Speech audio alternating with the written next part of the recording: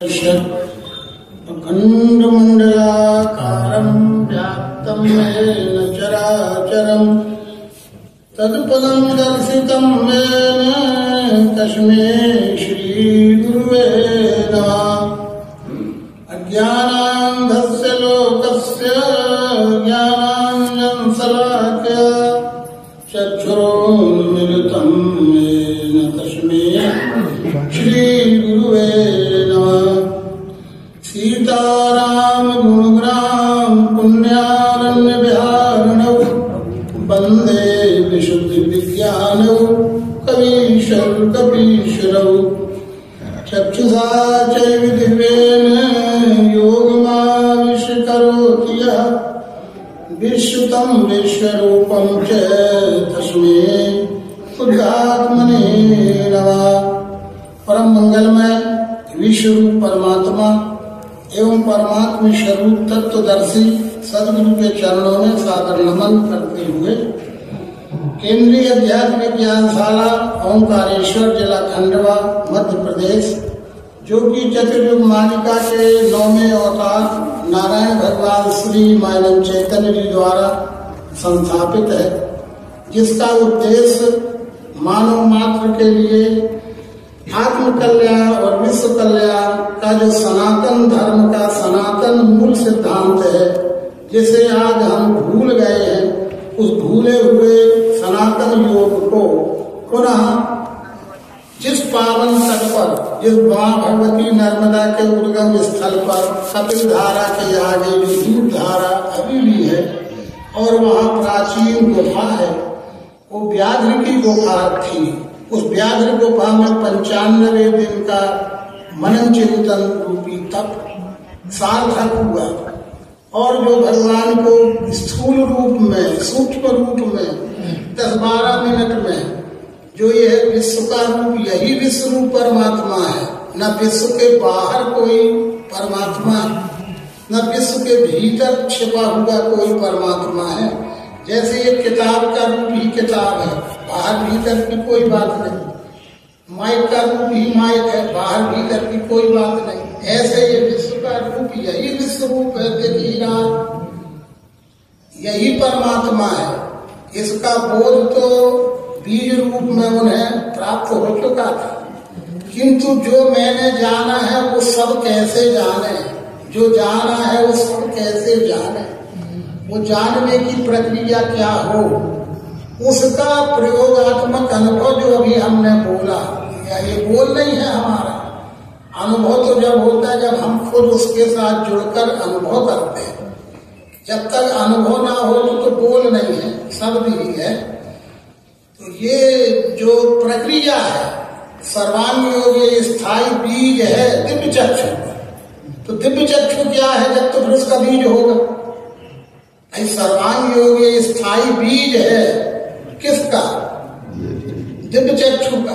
तो दिव्य चक्षु अपने आप में वृक्ष है जब तो बीज, तो दिव्य चक्षु शब्द अपने आप में बीज है, तब तो वो न तो माम सत्य से दृष्टो मने नहीं वो स्वचक्षुषा दिव्यम दान के चक्षु पश्चिमे योग में स्वरम। श्रीमद् भगवद गीता में भगवान श्री कृष्ण के द्वारा दिव्य चक्षु शब्द का उपयोग है, लेकिन भगवान ने दिव्य दृष्टि का शब्द का उपयोग किया। जैसे हमारे आपके चक्षु कितने होते हैं और दृष्टि, एक आंख से 1 किलोमीटर दिखता है, तो 2 आंख से 2 किलोमीटर दिखेगा। एक कान से 1 किलोमीटर सुनाई देता है, तो 2 कान से 2 किलोमीटर होगा। अरे ये चक्षु और दृष्टि में ये भेद हुआ ना, इसलिए 9वें अवतार के एक एक शब्द में रहस्य भरा।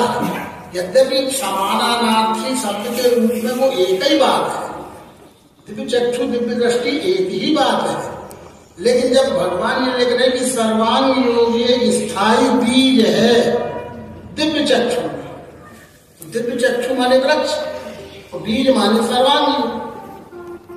नहीं, दिव्य चक्षु दिव्य दृष्टि आत्म योग विज्ञान योग ना अनंत प्रकार के शब्द वेद से लेके संत साहित्य तक हैं ही तो, उपलब्ध ही तो हैं, लेकिन क्या है वो?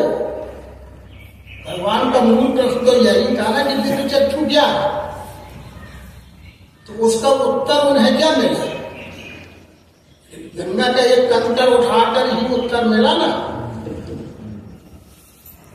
तो ये है दिव्य चक्षु। अगर ऐसा भी कोई कर दे सामने कि ये है दिव्य चक्षु, तो ये है दिव्य चक्षु। इसमें विश्लेषणात्मक पद्धति से 5 तत्व 3 गुण साकार निराकार मिलके, जैसे ये एक पिंड है ऐसे ये संपूर्ण ब्रह्मांड का अनंत गुना छोटा सा पिंड है और पिंड का अनंत गुना विराट, पर पिंड है सोई ब्रह्मांड है। ये डीएनए टेस्ट हो जाए तो सब ठीक है।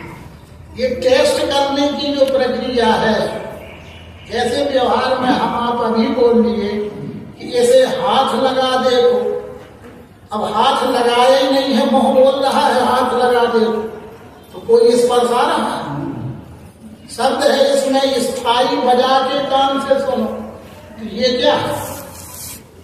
ये बजा के कान से सुनो तो कुछ आ रहा है सुनने? ये है दिव्य चक्षु, प्रक्रिया है दिव्य चक्षु, शब्द दिव्य चक्षु नहीं है। यदि शब्द होते दिव्य चक्षु तो वो तो लिखा ही लिखा है, श्री गुरुपद नखमणि नयन ज्योति सुमरत दिव्य दृष्टि, लिखा ही लिखा है, वेदों में लिखा ही है, तद विष्णु परमं पदम सदा पश्यन्ति सूर्य दिव्य चक्षुरागतम, लिखा ही तो है। क्या कमी है लिखने? कमी किस बात की थी ये पकड़िए ना, कमी किस बात की थी? प्रयोग की। उस प्रयोग की पूर्ति करने वाला नौमा होता आएगा। कलयुग में फैली हुई जो कला शांति और धर्मीश्वर नाम पर फैले हुए पाखंडवाद को और यथार्थ का बोध कराने के लिए कलयुग में नौमा अवतार आएगा। लिखा तो है हजारों जगह सब पुराणों में, तथा कलयुग संप्रवर्ते सम्मोहास्वद विषाम बुद्धो नाम सुखी कीटेश भविष्य तथा कलयुग गत प्राय जने जो खर धर्मणि, जब मानव की बुद्धि खर बुद्धि हो जाएगी, पशु बुद्धि हो जाएगी, दिखाई नहीं रहा व्यवहार हर पल हर क्षण उसी पशु बुद्धि से तो सज्जन आदमी का संघर्ष हो रहा। जब मानव होके भी मानवीय बुद्धि में बिल्कुल एकदम स्वार्थ, पशुता, आचरणहीनता, चरित्रहीनता और नाना किस्म का जितना भी दुर्गुण है वो हो जाएगा, तो उससे उद्धार करने के लिए जो आएगा वो नौमा होता है, और उसका उद्धार करने का तरीका लेके आएगा। वो तरीका क्या होगा? यही तरीका है प्रयोग। तरीका माने प्रयोग, और प्रयोग नहीं हुआ, वस्तु को हाथ नहीं लगाया, वस्तु को सामने नहीं रखा, और वस्तु सामने रख भी ली, तो क्या होगा? ये दिव्य चक्षु हो जाएगा। कैसे दिखा दे? दिव्य चक्षु हो जाएगा, ऐसा दिखा दे। अरे इसका विश्लेषणात्मक पद्धति से निरूपण, ये है ब्रह्म निरूपण, धर्म विधि वर्ण तत्व विभाग, तो फिर कहां भगवंत की संयुक्त ज्ञान मेरा एक प्रयोग को सर्वांग योग कहा है, और प्रयोग के बाद जो अनुभूति होती है, जो अनुभव लेने के साधन है, जो साधन है वो दिव्य चक्षु है, और वो साधनों से जो अनुभव लिया जाएगा प्रयोग वो सर्वांग योग है। नहीं साधन तो जन्म से, साधन भी किसको नहीं है? इंद्रियाणि नरे पंच षष्टम तुम अनुचिते सप्तमी बुद्धित्या अष्टमा, 5 साधन तो सबके साथ जन्म से ही है, लेकिन इन साधनों की भी जागृति देना कि यही है साधन। तुम ये जब तक साधन गुणप्रद रहे निज लीला न कहो, इनको साधन मत मान बैठना। साधन तो स्वयंभू है और साध्य भी स्वयंभू है। ये स्वयंभू वस्तु का दर्शन बोध स्वयंभू साधनों से ही होगा, और वो आज ही रहेंगे। 9-10 नहीं हो सकते, तो 9-10 की गिनती होगी, चित्त और अंतःकरण का समावेश उसमें होगा, किंतु चित्त और अंतःकरण सर्वव्यापी है, इसलिए उनको अलग से नहीं गिनना। ऐसा जगह जगह लिखा हुआ है, चित्त और अंतःकरण सर्वव्यापी है, बिना उनके कोई कार्य नहीं हो सकता। चित्त के बिना क्या करेगी बुद्धि, क्या करेगा मन, क्या करेगी इंद्री। चित्त तो सबका प्रकाशक है, बिना प्रकाशक के कार्य ही कैसे होगा। सारा दारू मदार तो चित्त पर ही है, ये बात ठीक है, लेकिन उसे साधन में नहीं गिनना, क्योंकि वो उसका उपयोग तो सब जगह है। इंद्री के समय भी वह है, मन का कार्य हो के समय भी वह है, बुद्धि के कार्य के समय भी वो है, और अंतःकरण तो सबके रहने का स्थान है। इसलिए ये दिव्य दृष्टि आदि की टीप में लिखा भी है कि इन्हें साधनों में इसीलिए नहीं गिना गया है क्योंकि ये सर्वव्यापी है। इंद्री के साथ भी है, मन के साथ भी है, बुद्धि के साथ भी है, इसलिए सर्वांग योग एक स्थायी बीज है। दिव्य चक्षु, तो दिव्य चक्षु तो अनुभव है जो साधनों के द्वारा लिया जाता है, किया जाता है, लेकिन बीज तो सर्वांग योग है ना। अगर ये प्रयोग न करेंगे हम तो हमारे को भी कोई दिव्य चक्षु हो गए। प्रयोग है दिव्य चक्षु। ये बात बारीकियां समझने के लिए ही सत्संग होता, विचारों के मिलान करने के लिए सत्संग होता। स्वयं के स्वमत के अनुसार किसी प्रकार की कोई धारणा बना लेना वो अलग बात है। अपने स्वमत के अनुसार हमने कोई अपनी धारणा बना ली, उसी में दृढ़ हो गए, वो अलग विषय है। लेकिन उस धारणा का कहीं मिलान भी तो होना चाहिए। कहाँ मिलान करने जाएंगे, कहाँ करेंगे मिलान। ये समूह ही उस मिलान करने का साधन है, और ये भगवान का साहित्य आधार है। सत्संग और साहित्य ही अपने स्वमत का हो चाहे स्वानुभव का हो, मिलान करने का आधार अनुभव है। और अनुभव समष्टिजन्य होता है, स्वानुभव व्यष्टिजन्य होता है, अनुभव समष्टि रूप रहता है, और अनुभव जन्य स्वानुभव में सबका विलय हो जाता है। सब मिल विश्व रूप, किसी प्रकार के मतभेद को, संशय को गुंजाइश भी नहीं रह जाती है। वो है सर्वांग योग, ये स्थायी बीज है। ये तो नहीं तो पकड़ ले तो धन्य हो जाएगा जीवन हमारा। बीज है कि वृक्ष है, तो फिर वृक्ष क्या है। बीज है तो उसका वृक्ष होगा, तो वृक्ष क्या है। अरे वृक्ष क्या है, दिव्य चक्षु। तो बीज क्या है, तो दिव्य चक्षु क्या है। अरे ये तो मनसा ग्राह्यम यद ग्राह्यम चक्षु आज भी बुद्धि चेत परिच्छेदम तत्रूप। ये है दिव्य चक्षु, पर ये दिव्य चक्षु तो मानव मात्र को है, जन्म से है। पर सदगुरु मिले तो दिव्य दृष्टि हो। चक्षु तो सबको है, जन्म से प्राप्त है। 5 ज्ञानेन्द्रिय, 6वां मन, 7वां बुद्धि और 8वां चित्त, जान जीवात्मा, सूक्ष्म अहंकार सभी को प्राप्त है। लेकिन दिव्य दृष्टि नहीं है, दिव्य चक्षु तो सबको है। अरे दिव्य चक्षु या लिखा यद मनसा ग्राह्यम यद ग्राह्यम चक्षुरादि बुद्धि चेत परिच्छेदम तत्रूपम्। पर अगर दिव्य दृष्टि ना हुई तो दिव्य चक्षु रहे भी आवे तो क्या हम देख रहे हैं कि यथार्थ दिख रहा। सदगुरु मेरे तो दिव्य दृष्टि हो, सदगुरु मेरा दिव्य दृष्टि का अनुभव नहीं प्राप्त होता, तब है वो श्री गुरुपद लक्ष्मण ज्योति सुमरत दिव्य दृष्टि होती। तब तुम विद्यावान बन सकोगे। विद्वान बनना अलग चीज है, विद्यावान अलग चीज है। विद्यावान गुणीयति चातुर, राम काज करवे को आतुर।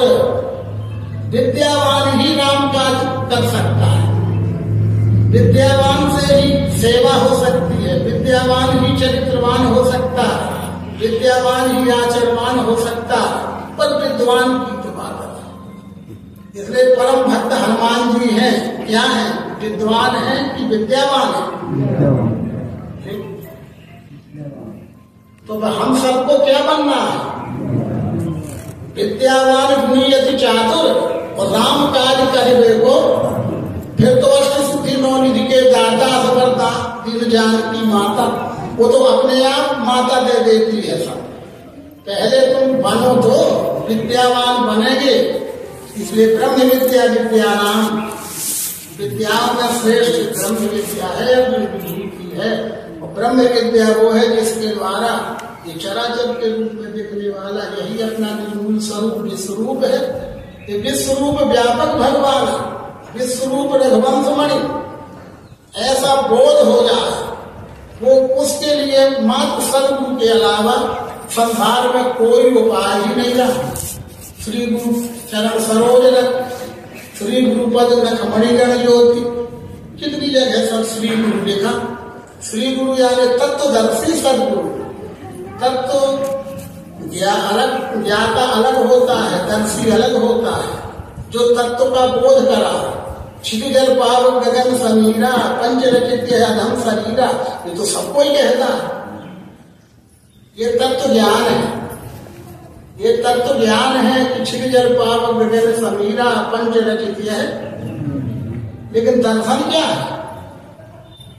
ये दर्शन इसमें शब्द रूप से आकाश, स्पर्श रूप से वायु, रूप गुण से अग्नि, रस गुण से जल, गंध गुण से पृथ्वी, ऐसा बोध होने लगा। ये बोध प्रक्रिया का नाम सर्वांग योग है। ये बोध प्रक्रिया का नाम चित्त दृष्टि है।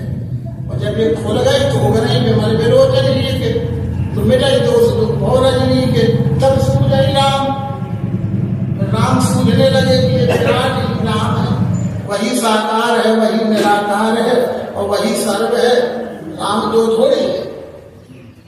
ये बात कहाँ से आई? एक नाम घट घट में बोल, एक राम दशरथ घर डोल, एक राम का सकल पसारा, एक राम सब जग से न्यारा, 4 राम बना लीजिए।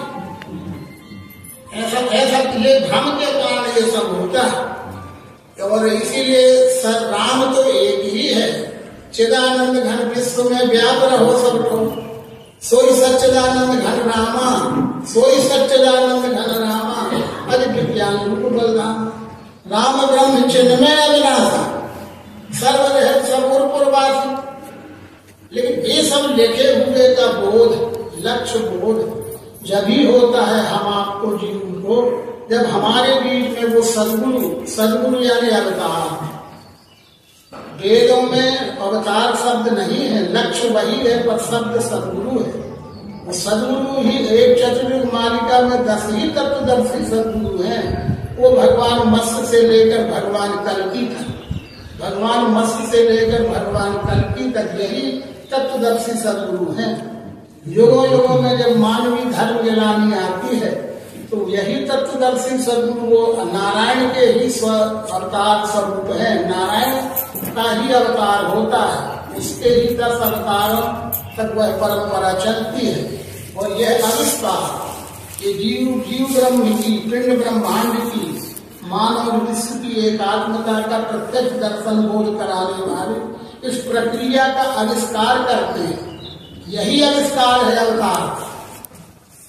जैसे कल भी बताया था, भी बात इतने जल्दी समझ में नहीं आती। पानी से बिजली बन सकती है, चलिए ठीक है, कल्पना की गई कि पानी से बिजली बन सकती है तो बनाने की प्रक्रिया की गई तो बन भी गई, और बन भी गई तो उपयोग भी हो रहा है। ये तो बात ठीक। तो ये आविष्कार है कि खोज है कि अनुसंधान है कि क्या है?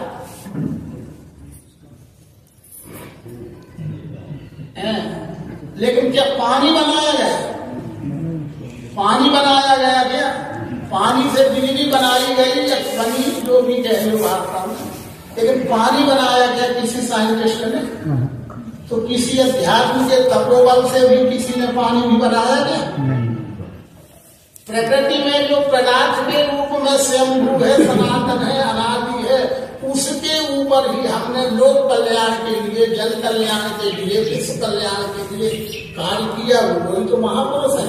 हम तो केवल भोगने वाले हैं, कुछ खोज करते हैं क्या? जनता उपयोग करती है, खोज तो कोई करते हैं। और खोज करने वाले पूरा जीवन समर्पित कर जाते हैं। फिर हम सब उपयोग हैं, उपयोग कर रहे हैं। कुछ खोजा है जीवन में हमारा? उपयोग के लिए पहले तैयार है, अरे पानी नहीं आता, बिजली नहीं आती, ये नहीं मिलता, वो नहीं मिलता, परेशान है उपभोग करने। खोजा है कुछ तुमने जीवन में? जो खोता है वो खोजी होता है, तुमने कुछ खोजा ही नहीं है। खोने के लिए ये जीव तैयार है, ये तो केवल भोगने के लिए ललाए थे 24 घंटा। वो जैसे सर्वांग योग है, सर्वांग योग भी आविष्कार है। तो लोग ये ना कहें कि अब ये सर्वांग योग का प्रयोग आविष्कार नहीं है। जैसे पानी पहले से है पर बिजली बनाने की खोज की गई, ऐसे ये विश्व पहले से था है और रहेगा, पर यही परमात्मा है, ये अंतिम खोज है। और प्रारंभिक यही प्रारंभ है और यही अंत है। ये विश्व ही विश्व रूप परमात्मा है। जो विश्व बनाया क्या किसी ने? अरे विश्व तो स्वयंभू है, सनातन है, अनादि है और है ही, पर यही परमात्मा है। ये तो खोज है ना, ये तो अनुसंधान है ना, ये तो आविष्कार है ना।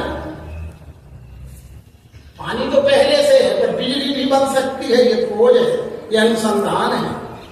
तो विश्व भी पहले से था है और है ही, पर यही परमात्मा है।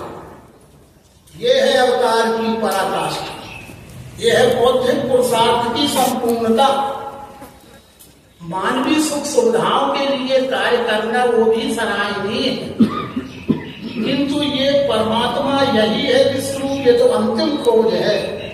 ये अवतार का कार्य है, ये साइंस का कार्य नहीं है, ये वैज्ञानिक का कार्य नहीं है, ये साइंटिस्ट का कार्य नहीं है।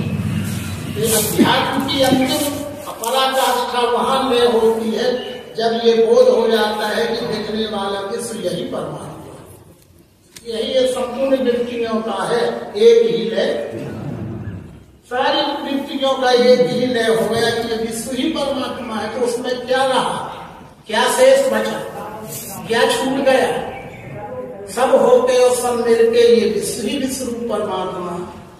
ये सूत्र आदि में भगवान ने लिखा है कि अंत में अध्यात्म की खोज होती है, अंत में अध्यात्म की यही खोज है कि विश्व ही परमात्मा हो गया। इसलिए ये सर्वांग योग ये स्थायी बीज है, बीज है काय का? दिव्य चक्षु का। तो दिव्य चक्षु क्या है और तब तो समझ में आएगा कि बीज फिर क्या है। ये हो गई बात बहुत सी है, समय आज का हो ही चुका है। अभी ये प्रातःकालीन सामूहिक सर्वांग पाठ में उपस्थित आप सभी आदरणीय सज्जनों का, देवियों का हार्दिक समागम करते हैं और मुख्य अतिथि के रूप में आसन पर आसीन आदरणीय भाई जगन्नाथ साहू जी का भी हार्दिक स्वागत, अभिनंदन आप सभी लोगों का भी।